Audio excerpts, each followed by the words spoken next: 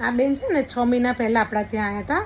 અહીંયા આવ્યા હતા ને તો બિચારા બહુ ડિપ્રેશનમાં હતા, બહુ જ આમ રડું કરી રહ્યા હતા, કારણ કે એમને ક્યાંય વાળ જ બચ્યા નહોતા.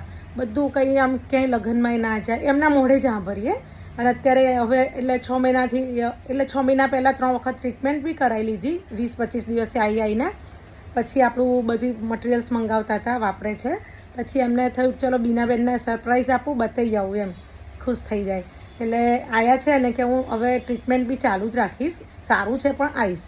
તો એમના જ મોઢે આપણે સાંભળીએ અને એમનું ફેસ નથી બતાવવાનો, એમના હેર જોઈ લઈએ આપણે. ઓકે.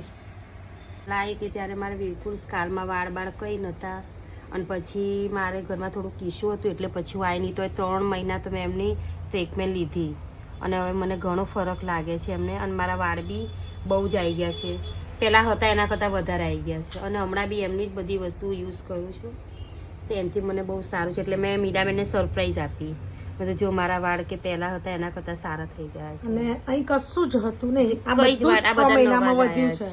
આ બધું જ આ 6 મહિનાનું રિઝલ્ટ છે મારું.